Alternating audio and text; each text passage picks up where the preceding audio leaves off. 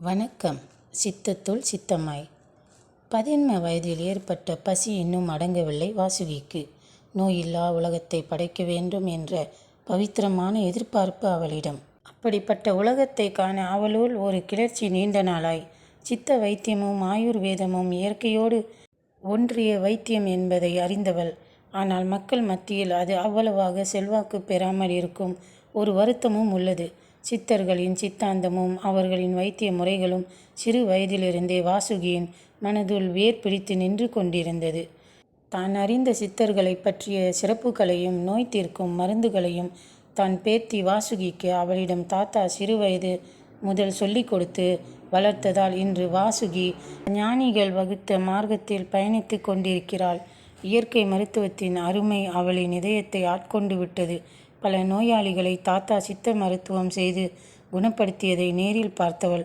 தனது மூதாதையர்கள் சித்தர் நெறியில் ஈடுபட்டு கொண்டவர்கள் என்பதை தாத்தா அடிக்கடி சொல்ல கேட்டு வளர்ந்தவள். தாத்தா கையாண்ட அந்த வைத்தியம் அவளுக்கு அலாதியான நம்பிக்கை விதைத்திருந்தது. அதனை மேலும் அறிந்து கொள்ள வேண்டும் என்ற பசியோடு இருந்து வருகிறாள். தனது சந்ததியில் பேத்தியாவது சித்த நெறிக்கு வந்திருக்கிறாளே என்று திருப்தியிலும் மகிழ்ச்சியிலும் 4 ஆண்டுகளுக்கு முன் நிம்மதியாய் கண்ணை மூடியவர் வாசுகியின் தாத்தா. வழி வழியாய் வந்த சித்த நெறி தனக்கு பிறகும் தன் வாரிசுகள் கடைபிடிக்க வேண்டுமென்று, அப்போதுதான் தனது ஆத்மா சாந்தி அடையும் என்றும் அடிக்கடி தன் தாத்தா சொன்ன வார்த்தைகள் வாசுகியின் மனக்கதவை தட்டி கொண்டே இருக்கின்றன. அவ்வளவாக படிப்பறிவில்லாத தனது தாத்தா சில சித்தர்கள் பாடிய வைத்திய பாடல்களை பாடி விளக்கம் சொல்ல கேட்டு வளர்ந்த அவளுள் இயற்கை மக்களுக்கு கொடுத்திருக்கும் மூலிகைகளின் அருமைகளை அறிந்து கொள்ள ஆர்வம் கொண்டதுடன் சித்தர்கள் பற்றிய இரகசியங்களை அகப்பக்கத்தின் வாயிலாக நூல்களின் மூலமாகவும் மெல்ல மெல்ல கற்றறிந்து வைத்திருந்தாள். திருமந்திர பாடல்களின் தத்துவங்கள், அகத்தியர், தன்வந்தரி முனிவர் போன்றோரின் சிகிச்சை பற்றிய தகவல்களை தேடி அறிந்து கொள்வதில் அதிக நாட்டம் அவளிடம் கிளர்ந்து வளமாயிருக்கும். நோய் தீர்க்கும் பாடல்கள் பலவற்றை படித்தறிந்து தனது நினைவில் வைத்திருந்தாள். 18 சித்தர்களுக்கும் தன் மனதில் கோயில் கட்டி துதித்து வருகின்ற ஒரு தெய்வீக உள்ளம் அவளிடம் தனிச்சிறப்பு. தன் குடும்ப உறவுகள் பலருக்கு சித்த வைத்திய முறைகளையும் நோய் தீர்க்கும் வைத்திய குறிப்புகளையும் சொல்லி கொடுத்துள்ளாள் வாசுகி. சின்ன சின்ன வியாதிகள் பலவற்றுக்கு என்ன வைத்தியம் செய்ய வேண்டும் என்ற விடயங்கள் எல்லாம் அவளுக்கு அத்துப்படியாக இருந்தது. சிறிது நோயாக இருந்தாலும் தன் குடும்பத்தில் யாரையும் மருத்துவமனை பக்கம் போகக்கூட அவள் விடுவதில்லை. காய்ச்சல், சளி, இருமல், வாந்தி, வயிற்றுப்போக்கு போன்ற உபாதைகளுக்கு சித்த மருந்துகளான மூலிகை மூலம் குணப்படுத்தி விடுவது அவளுக்கே உரித்தான தனிக்கலை. தொட்டதற்கெல்லாம் நவீன மருந்தையே நாடி செல்லும் தன் மக்களின் அறியாமையை எண்ணி அவள் வேதனைப்படாமல் இருந்ததில்லை. வீட்டின் சமையல் அறையே மருத்துவமனை, சமைக்கும் மனைவியே மருத்துவர் என்பதை சொல்லி வருபவள். நமது கீரை வகைகள், காய், மிளகு, மஞ்சள், இஞ்சி, கடுக்காய் போன்றவற்றின் அருமை அறியாமல் துரித உணவுக்கு அடிமைப்பட்டு போய் நோய்களை வாங்கி கொள்ளும் மக்கள் மீது அவளுக்கு எப்போதும் ஒரு நியாயமான கோபம் இருக்கவே செய்கிறது. சித்த மருத்துவத்தை தான் ஆழமாய் கற்றுத்தேர வேண்டும் என்று அவளின் தாத்தா உபதேசித்தது அவள் மனதின் ஓரத்தில் கூடு கட்டி நிற்கிறது. இறக்கும் முன்பே தனது வங்கி சேமிப்பை வேறெந்த பேர பிள்ளைகளுக்கும் உயில் எழுதாமல் வாசுகிக்கே சேர வேண்டும் என்று எழுதி வைத்து கொண்டு மாண்டு போனார் அவர். அப்பணத்தை கொண்டு எப்படியாவது இயற்கை வைத்தியத்தை கற்று பட்டம் பெற வேண்டும் என்ற தன் தாத்தாவின் ஆசையை நிறைவேற்றும் இலட்சியம் அவள் உள்ளத்தில் பவித்திரமாய் இருக்கிறது. அக சிகிச்சைக்கு சித்தமும் புற சிகிச்சைக்கு ஆயுர்வேதமும் கற்றால் தான் முழுமையான வைத்தியராய் உருவாக முடியும் என்பதை முடிவாக கொண்டுள்ளாள் வாசுகி. 2 வைத்திய முறைகளுமே 2 விழிகள் என்பதால் ஒன்றை விட்டு ஒன்றை மட்டும் கற்க அவள் எண்ணவில்லை. பணம் இருந்தால்தான் தனது எண்ணம் கைகூடும் என்பதை அவள் உணர்ந்திருந்தாள். STPMல் தமிழ் நல்ல தேர்ச்சி பெற்று நீ வாத்தியார் வேலைக்கு மனு போடுமா, உனக்கு நிச்சயம் வேலை கிடைக்கும் என்றார் அவளின் தந்தை. யோசித்து பார்க்கிறேன்பா என்றாள். இதில் யோசிக்க என்னம்மா இருக்கு? இல்லைப்பா, இங்கே பாருமா, உன்னோட ஆசைக்கு நான் குறுக்கே நிற்கலை. போதிய பணம் இருந்தால்தான் நீ விரும்புகிற வைத்திய படிப்பை படிக்க முடியும். கொஞ்ச நாள் வேலை செஞ்சு பணத்தை சேர்த்துக்கோ. அவள் தந்தை கூறிய ஆலோசனை அவளுக்கு சரியாகப்பட்டதால் ஆசிரியர் வேலைக்கு மனு போட்டிருந்தாள். 2 மாதம் கழித்து வாசுகிக்கு தமிழ் பள்ளி ஒன்றில் வேலை கிடைத்தது. பெரிய பள்ளி.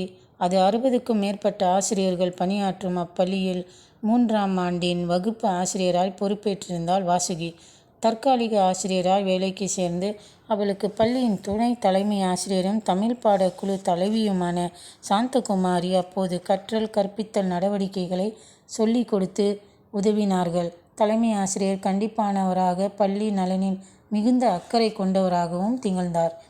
தற்காலிக ஆசிரியர் பணி புரிதலும் அர்ப்பணிப்பு உணர்வு கொண்ட ஆசிரியர் என்பதை நிரூபித்து வந்தாள் வாசுகி. மாணவர் நலனில் மிகுந்த அக்கறை காட்டி காலம் நேரம் கருதாது பணியாற்றி தலைமை ஆசிரியரின் பாராட்டை பெற்றபோது சில ஆசிரியர்களின் மன எரிச்சலையும் அவள் சம்பாதிக்க நேர்ந்தாலும் அதனால் அவள் சோர்ந்து போய்விடவில்லை. இயற்கை மருத்துவத்தில் பட்டம் பெற வேண்டும் என்ற இலட்சியம் காலம் கடந்து போய்க் கொண்டிருந்தாலும் அவளுக்குள் ஒரு ஆத்ம திருப்தி நிலவுகிறது. தமிழுடனும் மாணவர்களுடனும் அணுக்கமாய் இருக்கும் ஆசிரியர் பணியின் உன்னதம் அவள் மனதுள் ஒரு நிறைவை தந்தது. கல்வி உலகம் மருத்துவ உலகம் என்ற இரண்டும் தெய்வீகமானது என்பதை உணராதவளா அவள்? 2 ஆண்டுகள் கடந்து விட்டிருந்தன. வாசுகி ஒரு முடிவிற்கு வந்துவிட்டாள். தமிழகம் சென்று சித்த மருத்துவம் படிக்க போதிய பணமும் இப்போது அவளிடம் இருந்தது. சில மாதங்களுக்கு முன்னர் தமிழகத்தில் சித்த கல்லூரிக்கு மனு போட்டிருந்தது. வீண் போகவில்லை. மறு மாதமே வந்து சேர்ந்து கொள்ளும்படி பதில் வந்திருந்தது. அதுவரையில் தனது இலட்சியத்தை சொல்லாமல் இருந்த வாசுகி திடுமென தன் பள்ளி விலகல் கடிதத்தை தலைமை ஆசிரியரிடம் கொடுத்தபோது அவரின் விழிகள் அன்று விரிந்தன. அதிர்ச்சி அவரை ஆட்கொண்டிருந்தது. நல்லா சிந்தித்துத்தான் இந்த முடிவுக்கு வந்தீங்களா வாசுகி என்றார். சின்ன வயதிலிருந்தே சித்த மருத்துவத்தில் எனக்கு நாட்டம் சார். ஆனால் அவர் ஏதோ சொல்ல தயங்கினார். ஏன் சார், சித்த வைத்தியத்தில் உங்களுக்கு நம்பிக்கை இல்லையா? அப்படி இல்லை. அலோபதி மருத்துவத்துக்கு முன்னால் இந்த வைத்தியம் நிற்குமா என்றார். நீங்களே இப்படி பேசலாமா சார்? இயற்கை வைத்தியம் பழமையானது சார். எல்லா நோய்களுக்கும் நம்ம சித்தர்கள் மருந்து சொல்லி இருக்காங்க. தமிழ் வைத்தியத்துக்கு நிகராக ஒரு வைத்தியம் இல்லையே சார். எனக்கு என்னமோ அதில் அவ்வளவாக உடன்பாடில்லை வாசுகி. மக்கள் அதிகம் நவீன மருத்துவத்தையே தான் நாடி போகிறாங்க. நவீன வைத்தியத்தால் உடனே பலன் எதிர்பார்க்கலாம். பக்க விளைவுகள் நவீன மருத்துவத்தில் தானே சார் இருக்குது, இயற்கை வைத்தியத்தில் இல்லையே. கத்தியை பயன்படுத்தாத வைத்தியம் நம்ம வைத்தியம் தானே சார். 109 வயசு பாட்டி மூலிகை உணவு தான் அவர்களோட ஆரோக்கியத்துக்கு காரணம்னு சொன்ன செய்தியை படித்தேன் சார் அண்மையில். அதுக்கில்லை வாசுகி, நீங்கள் நல்ல ஆசிரியர். உங்களைப் போல ஆசிரியரை சமூகம் இழக்கக்கூடாது. ஆசிரியர் பயிற்சிக்கு நான் பரிந்துரை செய்கிறேன். இந்த வேலையை விடாதீங்க, பிறகு வருந்த வேண்டி வரும் என்றார். ஆசிரியர் வேலை பரிசுத்தமானது தான் சார். ஆனால் என்னோட ஆசை அதில்லை. இயற்கை வைத்தியம் எனது சித்தத்தில் கலந்து ஒன்று சார். தலைமை ஆசிரியர் பேச முடியாமல் போனார். வாசுகியின் பதவி விலகலை அரைமனதோடு ஏற்றுக்கொண்டு இதுவரையில் அவள் ஆற்றிய சேவைக்கு நன்றி செலுத்தி வழியனுப்பி வைத்தார். 5 ஆண்டுகள் கடந்து போயின. வாசுகி இப்போது இயற்கை மருத்துவத்தில் பட்டம் பெற்றவளாய் நாடு திரும்பியிருந்தாள். ஆயுசு வைத்திய மையம் என்ற பெயரில் ஒரு வைத்திய மையத்தை ஆரம்பித்தாள். அந்த பகுதியில் அதற்காக வங்கியிலிருந்து கடனும் அவளுக்கு கிடைத்தது. உள்நாட்டில் ஆயுர்வேத துறையில் பிரசித்தி பெற்ற மருத்துவர் முருகானந்தம் அவளின் மருத்துவமனையை திறந்து வைத்து இயற்கை மருத்துவத்தின் சிறப்புகளை எடுத்துரைத்துவிட்டு சென்றார். பல நோயாளிகள் பல்வேறு பிரச்சனைகளுடன் அவளின் மையத்தை தேடி வந்தனர். நோயாளிகளை வாசுகி அணுகும் முறைகளும் அவள் தரும் சிகிச்சையும் கூறும் ஆலோசனைகளும் அவளின் வைத்திய மையத்தை பிரபலப்படுத்தி கொண்டிருந்தன. நோயாளிகளின் நோயின் தன்மை அறிந்து சிகிச்சை அளிக்கும் முறையை பின்பற்றினால் தீராத நோய்களை அவள் தீர்த்து வைத்தபோது நோயாளிகளின் முகங்களில் பூத்து நின்ற மகிழ்ச்சி ரேகைகளை அளவிடத்தான் முடியுமா? கடந்த மாதம் சித்தர் மாநாட்டில் பங்கெடுத்த போது ஓர் ஆய்வுக் கட்டுரையொன்றை வாசுகி படைத்து அசத்தியிருந்தாள். 4040 நோய்களுக்கு மேல் நமது சித்த மருத்துவத்தில் மருந்துண்டு. ஆனால் நவீன மருத்துவத்தில் இன்னும் 54 வியாதிகளுக்கு மருந்து இல்லை என்று உலக சுகாதார நிறுவனம் அறிவித்துள்ளது என்ற கருத்தை அவள் கூறியபோது அவையோர் விழிகளெல்லாம் விரிந்தன. மாநாடு இடைவெளியின் போது வாசுகியை ஒரு கூட்டமே சூழ்ந்து கொண்டு புகழ் மாலை சூட்டி பாராட்டிய போது தனது சித்த வைத்தியத்திற்கு கிடைத்த முதல் வெற்றி என்று அந்தரங்கமாய் உணர்ந்தாள். 2 மாதத்திற்கு முன்பு 60 வயது கடந்த ஒரு பெண் நோயாளியை அவளின் மகள் அழைத்து கொண்டு வந்திருந்தாள். மூளையில் பக்கவாதம் ஏற்பட்டு நினைவாற்றலை இழந்திருப்பதாக சொல்லி எப்படியாவது தனது தாயை குணப்படுத்தும்படி வாசுகியிடம் வேண்டி கேட்டுக்கொண்டாள் அந்த பெண். சிறிது நேரம் சிந்தித்தாள் வாசுகி. சித்தர்களை மனதில் நினைத்து கொண்டு கூறினாள், 3 மாதம் நீங்கள் வரவேண்டியிருக்கும். அப்படிங்களா? குணமாக வாய்ப்பு இருக்கா? சொல்கிறபடி மருந்தை முறையாக சாப்பிட்டுக்கிட்டு சிகிச்சைக்கு தவறாமல் வந்தால் நிச்சயம் மாற்றத்தை பார்க்கலாம். உணவில் அடிக்கடி வல்லாரையை சேர்த்து கொடுங்க என்றார். மனச்சிதைவு ஏற்பட்டு கொஞ்சம் நினைவாற்றலை இழந்த ஒரு நோயாளிக்கு சிகிச்சை செய்வதை ஒரு சவாலாக ஏற்றுக்கொண்டாள் வாசுகி. நிச்சயம் சித்தர்கள் தன்னை கைவிட மாட்டார்கள் என்ற நம்பிக்கை அவளுக்கு.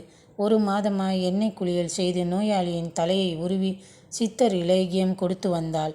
என்ன ஆச்சரியம்! நோயாளியின் நினைவாற்றலில் மாற்றம் இருப்பதாக அறிந்தாள். முதல் நாள் நடந்த நிகழ்ச்சிகள் சிலவற்றை நோயாளி நினைவு கூர்ந்து பேசியது நல்ல அடையாளமாய் தெரிந்தது அவளுக்கு. இப்போ அம்மா கொஞ்சம் தெளிவாக இருக்காங்க டாக்டர். உங்களுக்கு எப்படி நன்றி சொல்கிறதுன்னு தெரியல என்றாள் மகள்.